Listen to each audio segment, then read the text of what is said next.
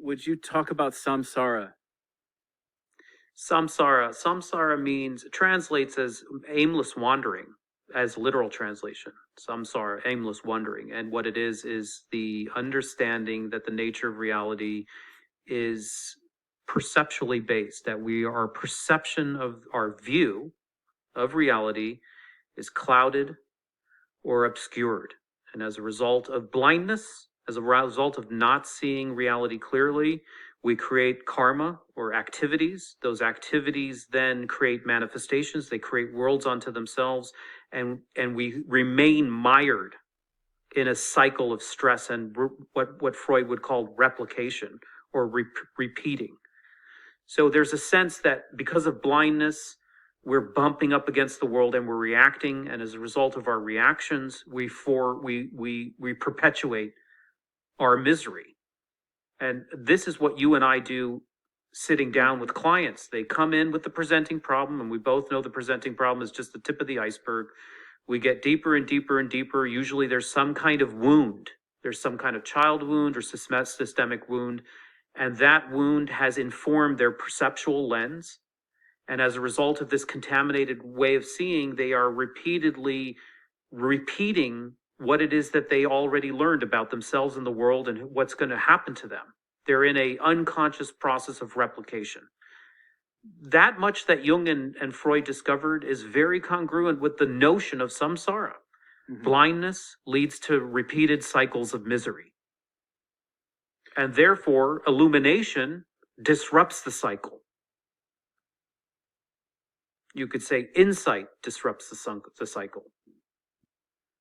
Yeah, so in a way, our history is revealed to us in what we encounter in the present and the future. Yes, and there's a wonderful Tibetan adage that says that. It says you don't need to consult the soothsayer or the oracle. If you want to know your past, look at your current experience. Mm-hmm. If you want to know your future, look at your current action. I'll break it down for you. Mm-hmm. You don't need to go to an astrologer, although I do all the time.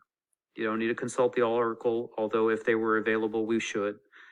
But if you want to know your past, look at your current experience. What is arising in your experience now from a karmic point of view has been predetermined by what you have said, thought, and done in the past.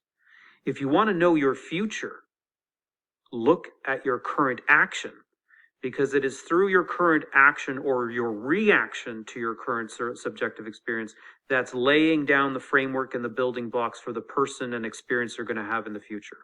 So in that micro moment between experience and reaction, you have basically karma theory. What's happening to you in this moment is the ripening effect of your past. How do I know that? You take any example and you say, if there were 10 of you having the same experience of a fire alarm, would you have the same subjective experience? And the answer is no. No. So whatever is arising in your little brain box is different from the person, even though it's the same scenario, the same context, and the same situation. The experience of the moment is being filtered. What is it being filtered by? Conditioning from the past. The associated links would create a tremendous upsurge of trauma and fear, whereas somebody else wouldn't notice that. They just see the blue sky and a aircraft moving overhead. So if you want to know your past, look at your current experience. It right here, right now, is the ripening effect of the things that you have said, thought, and done in the past. If you want to know your future, look at how you react. Now, most of us react to our subjective experience in the same way. It's become automatic. If I feel ashamed, I will isolate. That's my story. As soon as I feel ashamed, I isolate. Well, if I isolate, what happens? No one sees me. And if no one sees me, I don't get support. And if I don't get support, the shame stays alive. It can't get disrupted. It stays in momentum, in play, like a wheel in spin. So if you want to know your past, look at your current experience. Someone doesn't. So you send out an email and you don't get a reply. It's just a non-reply. That's what the situation is. What happens to some people? Yeah. It's incredible, isn't it? Mm-hmm. You don't get a text within 10 minutes. What happens to people? They're replaying a story that they've already lived. Someone doesn't love me. Somebody doesn't care about me. I've been abandoned. I did something wrong. Then how do they react? What do? They get angry. They send a firing email, or they, get needy and clingy. Where are you? Where are you? Then that person receives the clingy, needy email, and what are they inclined to do as a result of your neediness? Withdraw. Back the fuck off. That's right. And when they do that, it reinforces the abandonment syndrome all over again. That's samsara.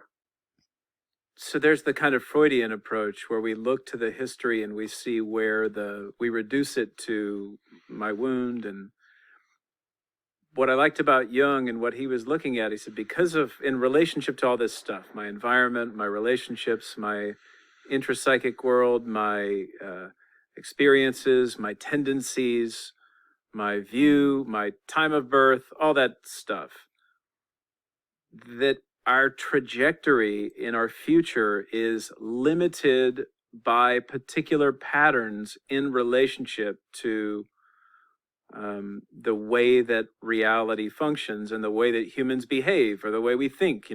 We think we have this infinite amount of choice, but it's really like this is how I'm going to behave. So that becomes a pattern or a force by which I orient my life. And then my me-ness, my unique soul, is taken over by this agenda or this need. And so I'm not the human multiplicity that I am. I'm this reality, and that I can get caught in a cycle of that reality and not be aware of it. Teach me a little bit about what Jung was talking about with the self. So, yeah, that is it. I mean, there is some kind of an essence that he called. You made a reference about it. He said at some point it's the center point and circumference, and that gets into a paradox, which sounds a lot like no self. So this essence, this out of this vessel, it is filled with substance, but the vessel itself is patterned. If any kind of vessel, line up all the different kinds of vessels and they all look very different, but they have a function, this is the crucible or the container, and the self is the container wherein all the magic happens. And then he structured his psyche in relationship to the outer world, the inner world, the ego, the shadow, the archetypes, which are on some level envisioned, which he said the self and the ego and the shadow are somewhat archetypal as well. That there are these, for me, they're equated to a riverbed. There's this riverbed and it's filled and it's dependent upon my biology, my environment, my psychology, my spirituality, and that gets filled with some kind of content. But the archetype itself is filled with our personal experience. But what he's saying is that the archetype, mother, father, so on and so forth, is a need. What we see in our clinical practices is somebody says, my dad never did this. He never took me out into the wilderness, or he never taught me how to do finances, or my mother never gave me any affirmation, or it was overwhelming to me, was overly needy and dependent because she was anxious, and so she intervened on me in ways that didn't allow me to have my own development. So I have this inherent need of mothering or fathering, and we know what happens when people don't get mothered or fathered, and that's different culturally, right? Like I'm not going to say there's any one way to do it, except for I would say that one way to do it is to give your presence and attention when the child needs it. and don't give it when the child doesn't need it. So there's so that vessel is this self. It's this kind of cohesive idea of this is the place where all this stuff happens. Mhm. And what do you hear in that from your lens? So I hear that it's a totality. It's an openness. It's an openness, and it doesn't negate ego. It doesn't negate shadow. It allows for them. Right. But if you don't have that openness, then you are constricted and defined by ego. You are constricted and defined by shadow. If you can break through to the totality or the openness, there's much more play, let's say. There's much more give. There's much more possibility. There's much more malleability. So that I think, I'm not a scholar of Jung, but I would say the concept of emptiness in Buddhism provides very much the same kind of breath of fresh air, the same kind of malleability malleability is really a great word. Shape-shifting reality, shape-shifting personality, shape-shifting experience is the hallmark product or byproduct of one's intuitive understanding of emptiness. Without emptiness, there's only rigidity and reactivity.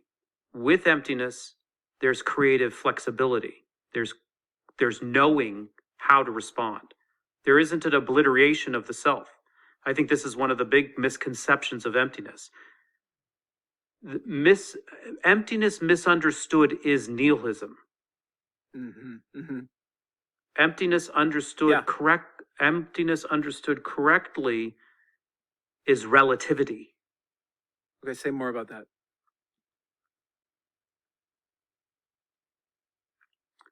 So you have a duality. You have ultimate truth and you have relative truth.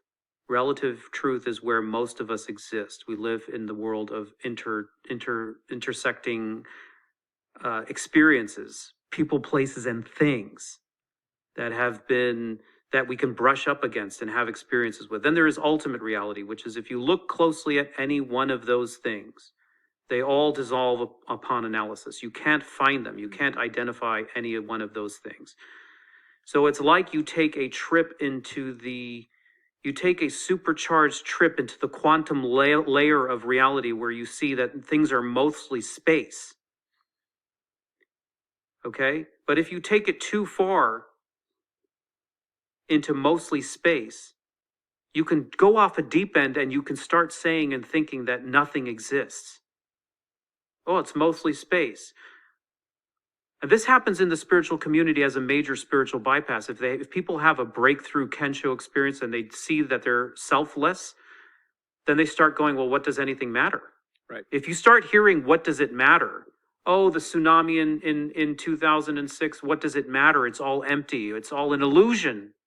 You get these Advaita Vedanta people who misunderstand things and they start going, it's all an illusion. What are you so upset about? The wars in Afghanistan, the starvation. What are you reacting to? It's all an illusion. That's fucking crazy. Mm-hmm. That's a misunderstanding of things. That's going too far to the extreme of emptiness until you hit a event horizon called nothingness and misunderstand that to be the truth. Well, the same is true on the other side. You can think that reality is exactly as it appears. The computer is exactly as it appears. It's substantial in itself. Myself is exactly as I appear. I'm a 46-year-old man. And that has its own craziness too. So what the Buddha discovered was what's called a middle way, where you take from the extremes the truth without the tendency to go overboard. And I like this image. I think this image is really helpful in understanding true non-duality. If you had a fan, like a fan, and it was one of these very, very thin Chinese rice paper that's so thin that it's almost transparent. You can lucidly see the sunlight and the forms through it.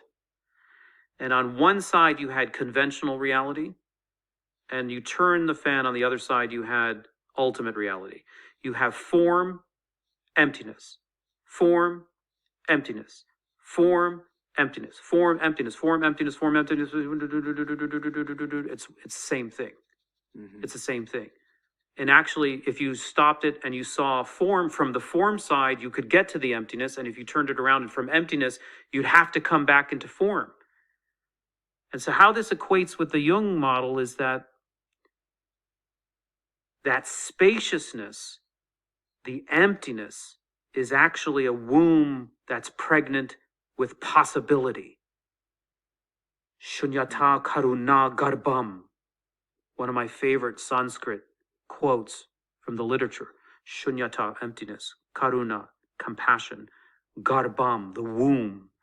Emptiness is not a blank canvas. It's not a blank cave. It's a womb of possibility. That's starting to feel a little bit like what you were saying Jung was talking about, but the notion of self. When you have that womb of possibility, then you have a much more dynamic relationship to the ego. The ego, there's nothing wrong with the ego. Why would you ever want to get rid of the ego? Your ego's sitting over there, dapper jacket, you've got a nice trim beard, you play guitar, and you're a technician in your podcast. You're your own sound master in your podcast, and you're an explorer of Greek and a therapist. I love that. And you have wife fun. and kids, and that's where your self is expressing itself. But if you didn't have the openness, you'd be stuck in all your rigid patterns. But if you had that access to spaciousness, you could undermine your patterns. You could work with your patterns. You could create new ones.